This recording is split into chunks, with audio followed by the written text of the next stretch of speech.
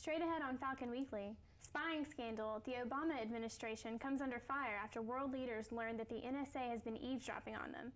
Meanwhile, the administration is also taking heat for its failure to fix the Obamacare website. And same-sex couples are bringing their marriage celebrations to Alabama. We'll tell you why one couple decided to take their vows from D.C. to Birmingham and find out what could happen to the ministers who perform these ceremonies. And out with the old to make way for the new, see how Cruise demolished UMC's shop and find out what the plans are now that it's gone. Falcon Weekly starts now.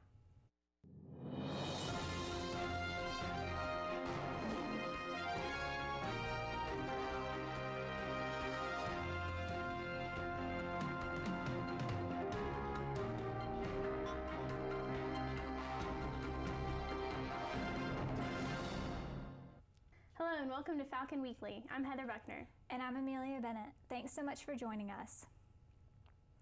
The White House is working damage control on two issues today.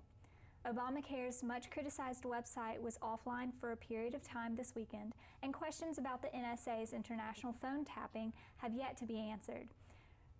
Reporter Shannon Travis has the story. Furious friends, worrying revelations, and more Obamacare website embarrassment. The Obama administration is coping with a comedy of errors that's making the work of SNL comedians almost too easy. How it's been crashing and freezing and shutting down and stalling and not working and breaking and sucking. Have you tried restarting your computer? The message Sunday into Monday for healthcare.gov, the system is down at the moment. Actually, several crashed moments due to a technical malfunction on top of ongoing malfunctions. After hours passed, the White House said, "We're glad to see that the site is up and running, that the issues have been resolved, and we're obviously continuing the work of making improvements to the site." The administration also grappling with fresh revelations from the NSA spying scandal. A Spanish newspaper reports the NSA collected data on 60 million phone calls in Spain in a 30-day period. The Spanish government demands answers, summoning the U.S. ambassador to a meeting. The White House not saying much except, "We're conducting a review. We are mindful that some of these disclosures have caused tension in our relationships. Those relationships are vital to help keep Americans safe." Meanwhile, the Wall Street Journal reported Monday the White House ordered a halt to eavesdropping on about 35 foreign leaders after learning of it this summer. In Washington, I'm Shannon Travis. After reports that the NSA may have bugged German Chancellor Angela Merkel's cell phone, some leaders are suggesting the European Union table discussions about free trade agreements with the U.S. in retaliation. Millions of Americans who rely on food stamps will soon receive less government assistance. Starting this Friday, food stamp benefits will be cut by more than $5 billion. More than 47 million people currently receive food stamps. That's about 15% of the U.S. population, up from 8.7% in 2007. Currently, a family of four receiving full benefits gets about $130 a month. Once this Friday's cuts go into effect, families will see their food stamp benefits cut by up to $36 each month. Services were held Monday for the Massachusetts high school teacher allegedly killed by one of her students. Dozens of mourners attended services to celebrate the life of 24-year-old math teacher Colleen Ritzer in Andover. Police have charged 14-year-old Philip Chisholm with her murder. Police say Chisholm punched Ritzer 24 times before stabbing her with a box cutter and dumping her body in the woods behind the school.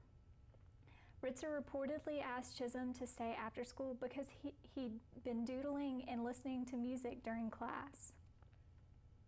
In New York, a mother and her four young children are dead, and police have charged a 25-year-old relative for their murders. Investigators say the suspect, Ming-Dong Chen, was jealous of his family member's success in America. Chen was illegally in the U.S. He'd been living with his cousin's family for about a week after losing his job. The family was found stabbed to death in their Brooklyn home Saturday night. Chen's next court date is set for Friday, where a grand jury will determine whether or not to indict him on the deaths of his 37-year-old cousin-in-law and her children, ages 9, 7, 5, and 1. The doctor convicted of Michael Jackson's death has been released from jail after serving only half of his prison sentence. Conrad Murray has been released after serving 2 years of his 4-year sentence.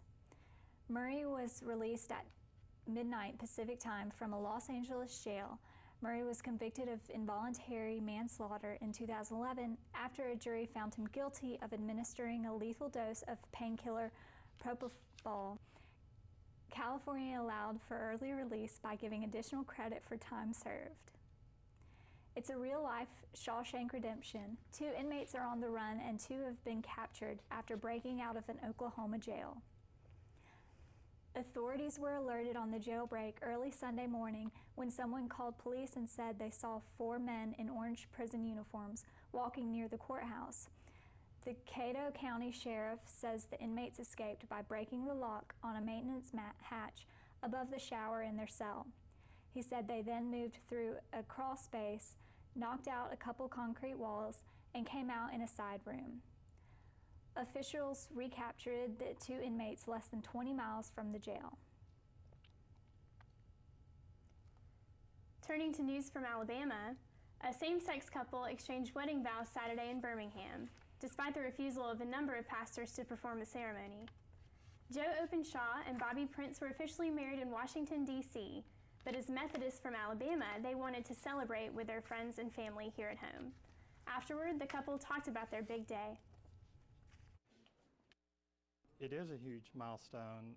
I'm so glad to be able to do this in front of my friends and my family to show them the love and commitment that we share. I know that's the biggest thing about today, regardless of all the other national news with the bishop doing this. The big story is our love. The bishop who performed the ceremony expects to be brought before a jury of parishioners who will decide whether or not he should be defrocked. There are currently 6 Methodist clergy members awaiting trial for performing same-sex marriages. High school students in Alabama may no longer have to take the graduation exam. The State Board of Education is considering a proposal next month to end the high school graduation test. Officials say educators feel like the exam is dated and does not accurately assess academic standards.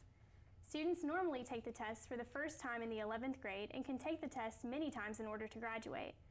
If the program is no longer given, it will be replaced with end-of-course assessments, and all Alabama juniors will have to take the ACT college entrance exam. Alabama is the second fattest state in the country, but the Alabama Obesity Task Force is working to change that by helping Alabamians make better choices about what to drink. The Rethink Your Drink campaign is aimed at reducing the amount of sugar-sweetened beverages that Alabamians drink and encouraging them to drink plenty of water and low-fat milk. Rethink Your Drink will be showcased at a health summit October 29th at the Pelham Civic Complex. An Alabama university is becoming a smoke-free campus. Alabama A&M University trustees have approved a campus-wide no-smoking policy. It goes into effect January 1st. The Alabama A&M president says the policy is designed to encourage people to be healthy.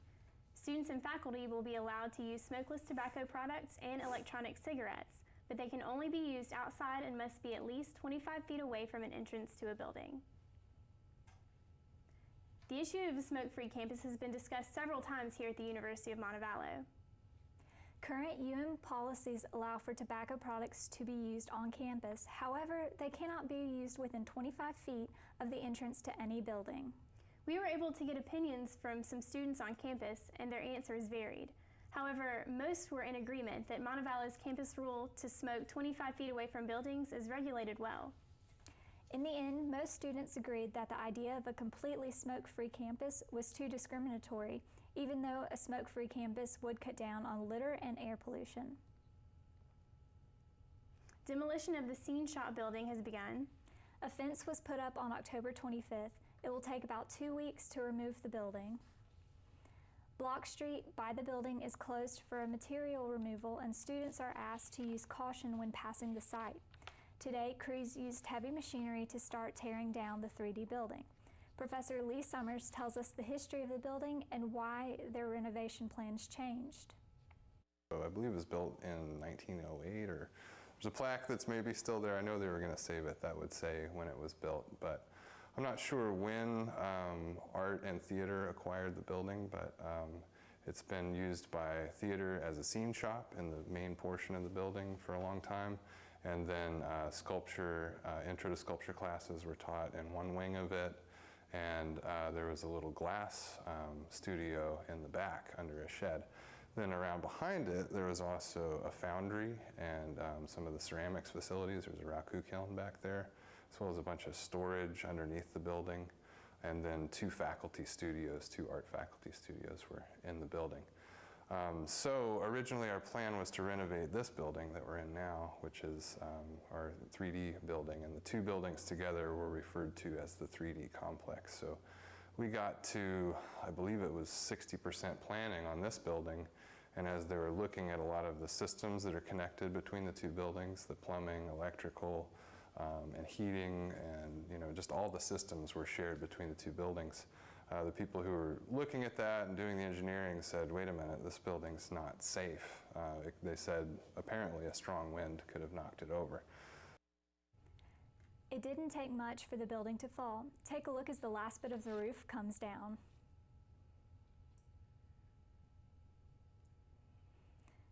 Delta Gamma held its 22nd annual Anchor Splash on October 24th to raise money for its charity, Service for Sight. According to the event leaders, the money brought in is expected to be more than $1,000.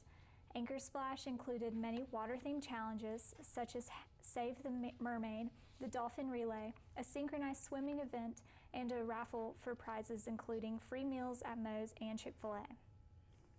All proceeds will go to Camp Jared, a camp for blind and vision-impaired children.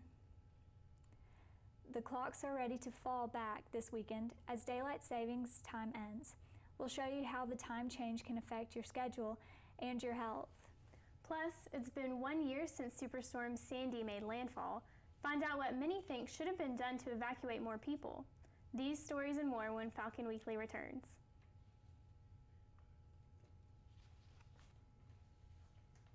Welcome back. It's almost time to fall back 1 hour. Daylight savings time will end this Sunday morning, and that means setting your clocks back. Although gaining an hour seems like a good way to get more rest, the time change does affect your sleep patterns. Find out how you can prepare for the change in today's Health Minute. It's time to fall back an hour. Sleep experts say, although it's easier for you to gain an hour than to lose it, it doesn't mean your inner body clock or circadian rhythms aren't affected. But there are ways you can reset your sleep patterns and prepare for the change before daylight saving time ends. That way your sleep won't be interrupted. Doctors recommend you modify your schedule early. Do this about a week before the change. Set your clocks an hour behind and try to ease into the new sleep pattern. Keep hydrated. Drinking lots of water helps the body adjust. After the time change, stay active during the day and do something relaxing a few hours before what would normally be your bedtime. And if you are taking medication, begin to take it a little earlier, especially if the medicine affects your sleeping habits. Doing this a few days before the change actually helps regulate melatonin, a hormone in your body that helps your inner body clock adjust, leaving us with a good night's sleep. For today's Health Minute, I'm Shelby Lynn. The time change affects different people in a variety of ways. We sent out our Man on the Street duo, Rebecca Peoples and Brett Bell, to find out how Montevallo students are reacting to the change. I'm usually told a day or two beforehand by my friends on Facebook, and I change my clocks back at the last second. I found that the best adjustments I've had with daylight savings were the times when I actually did take some time beforehand to go to bed a little bit earlier or to stay up an hour later. No, it's just mainly remembering to change all the clocks that you have that aren't automatic anymore, because most of what we have is automatic now. I don't really see a point in it a point in it at this time in our society. You're going to have to adjust to the time change. Thanks, Rebecca and Brett. Remember to set your clocks back this Sunday. Candy makes Halloween sweeter for all ages. There was even a study done on the favorite treat. We'll tell you the answer. And One Walk for a Cause has caused quite the scare. We'll show you where these zombies have taken over and how they're raising money for a good cause. We'll be right back.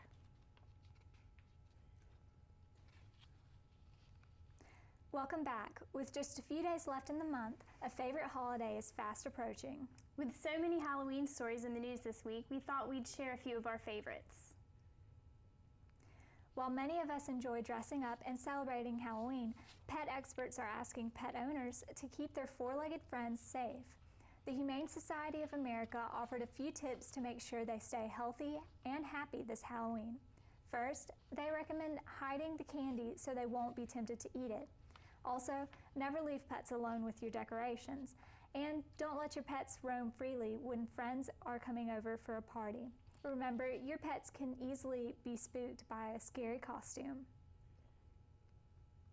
No, that's not the set of The Walking Dead you're looking at. That's the 3rd annual Bangor Zombie Walk in Bangor, Maine. Participants dressed up in their most creative costumes and strolled around downtown. A flash mob also took part. Proceeds from this year's Zombie Walk went to charity. Before dozens of children knock on your door to raid your candy bowl, it helps to know what candy is the most popular. A new survey from the National Confectioners Association found that chocolate will account for 72% of all candy spending this Halloween. The survey found that in the past 4 years, Americans spent almost $4 billion on 3.5 billion small-sized chocolate candies. Reese's and M&M's each accounted for more than $500 million in sales. A returning soldier traded in his military uniform for a cape and mask to give his daughter a Halloween surprise she won't soon forget. Just back from his deployment, Sergeant First Class Dave Wirtz dressed as Superman and made his entrance into his daughter's class at Jackson Elementary, cape in hand for his own little superhero.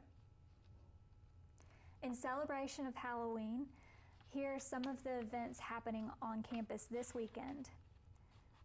On Tuesday, the UPC is hosting Stuff a Friend at Farmer at 4 p.m. Wednesday, October 30th, the UPC is hosting Haunted Attraction at Bib Graves from 9 to 6 p.m. to 6 p.m. to 10 p.m. October 31st, the Day of the Dead celebration, is being held at the Carmichael Library at 11 a.m. For more listings of events, check your forum email. Switching gears to weather, leaves around the world are beginning to change as fall arrives.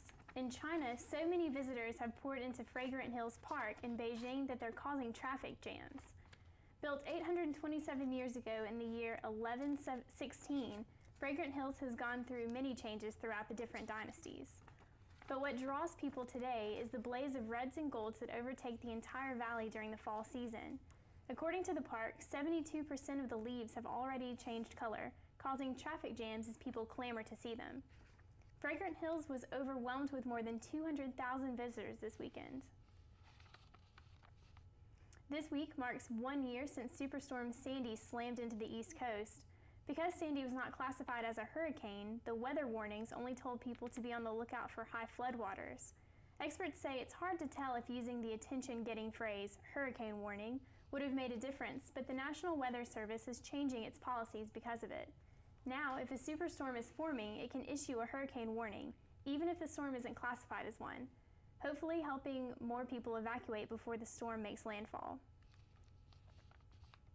Now it's time for a look at our Montevallo forecast. Falcon Weekly's Jordan Wales joins us live from outside the MassCom building with a look at this week's weather. Thanks, guys. As you may have noticed, today is a lot different than last week's chilly temperatures.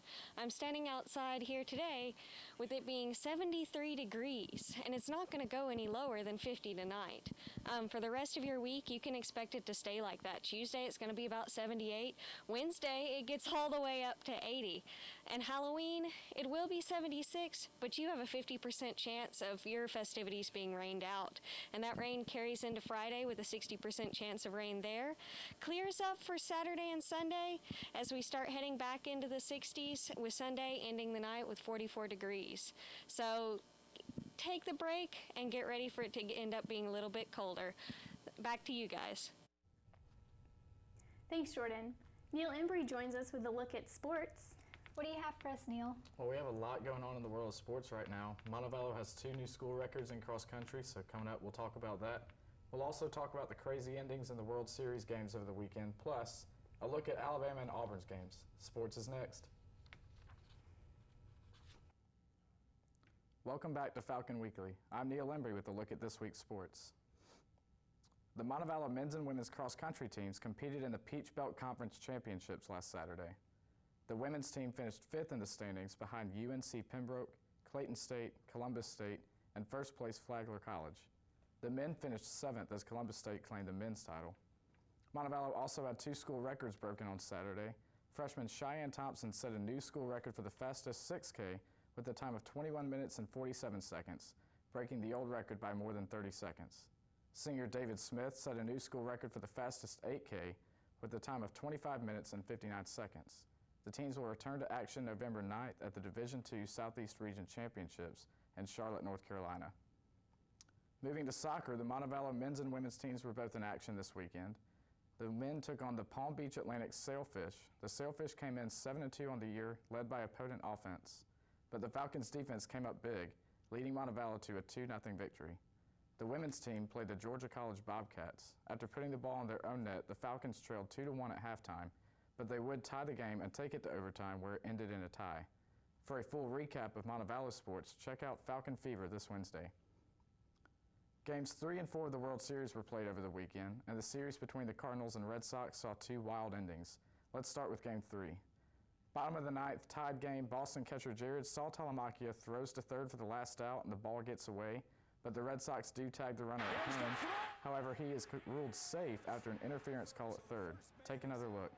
Red Sox third baseman Will Middlebrooks falls reaching for the ball, and as he gets up, he accidentally trips Alan Craig, leading to the interference call that gave St. Louis a 5-4 win. In Game 4 Sunday night, Boston and St. Louis were tied at 1 at the top of the 6th inning. Boston gets a big boost from Johnny Gomes as he launches a 3-run home run to left field. His teammates appreciate the effort and give a friendly tug of the beard. The game would end on this play as Red Sox closer Koji Uehara picks off Colton Wong to end the game, tying the series at 2. Game 5 is Monday night at 7 p.m. on Fox. Shifting gears to college football now, Auburn took on Florida Atlantic this weekend at Jordan-Hare Stadium. Auburn had a scary moment early in the game as quarterback Nick Marshall takes a big hit from an Owls lineman. Marshall suffered a shoulder injury and would not return to the game, but is expected to be okay. Backup Jeremy Johnson comes in and throws a touchdown to Sammy Coates, putting Auburn up 28-0. Johnson and Coates would connect again later in the half, giving Auburn a 38-0 lead. Auburn goes on to win 45-10. The Tigers take on Arkansas next week. Alabama took the field against hated rival Tennessee over the weekend, looking for its 7th straight victory over the Volunteers. Alabama would strike early and often against the Vols, including this touchdown pass from A.J. McCarron to Kevin Norwood to put Alabama up 21-0 in the first quarter. Later, Alabama safety Landon Collins, filling in for the injured Vinny Sinceri, is going to intercept Tennessee quarterback Justin Worley's pass and take it all the way back for an 89-yard touchdown. Alabama would go on to win the game 45-10. The Tide has a week off before taking on LSU November 9th in Tuscaloosa. Also in football, an NCAA record has fallen. The all-division record for single-game rushing yards has a new owner. Octavius McCoy, a senior running back from Division III Western Connecticut University, broke the single-game record with 455 rushing yards against Worcester State. McCoy finished the game with 43 carries and 5 touchdowns as well. The previous owner of the record was Dante Brown from Marietta, who ran for 441 yards in 1996. History was made over the weekend in the racing world as an Alabama native became the first African-American to win a national-level NASCAR race in 50 years. The Kroger 200 and NASCAR truck race was held at Martinsville Speedway on Saturday. With 50 laps to go, Darrell Wallace Jr. in the number 54 truck passes Ty Dillon for the lead. On the last lap, Wallace would hold on for the win, becoming the first African-American driver to win a NASCAR race since Wendell Scott won in 1963. Wallace says he wants to be a role model and inspiration to kids and change the sport as a whole. That's a look at this week's sports. Thanks, Neil. That's all the time we have for this week's show. Thanks for joining us. For more UM news, be sure to check out Falcon News Network blog. The web address is on your screen. We'll see you again next week.